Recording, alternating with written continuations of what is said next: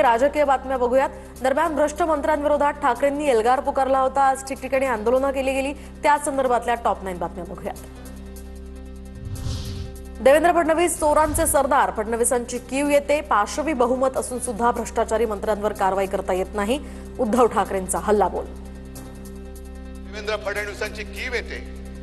अरे पाशवी बहुमत आहे, वरती तुमचे बाप जरी तिकडे बसलेत दिल्लीमध्ये, तरी सुद्धा तुमची हिम्मत होत नाही भ्रष्टाचारानं काढायला। तर बीएमसी मध्ये कोविड घोटाळ्यात उद्धव ठाकरेंच्या चेले चपाट्यांनी कफन चोरी केली। मग ठाकरेंना कफन चोरांचे सरदार म्हणायचं का? मुख्यमंत्री फडणवीसांचाही पलटवार।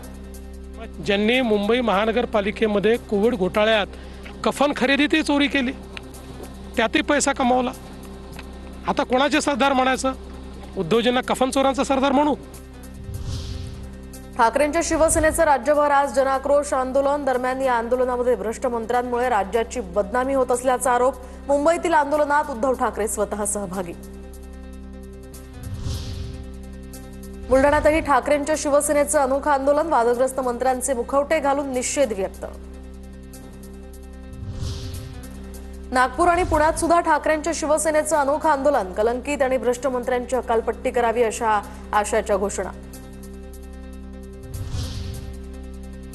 तर खंडणीखोरांचा सरदार कोण? जनता जाणते कोण चीफ मिनिस्टर आणि कोण थीफ मिनिस्टर हे विधानसभा निवडणुकीत जनतेनं दाखवलंय। बावनकुळेंची उद्धव ठाकरेंवर टीका।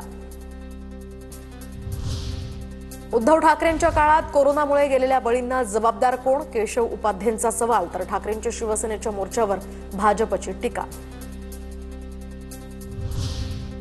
स्थानिक संस्थांच्या निवडणुकांमध्ये काही यश मिळवता येईल का, यासाठी ठाकरेंची धडपड। ठाकरेंच्या शिवसेनेच्या आंदोलनावरून पंकज भोयर यांची ही टीका।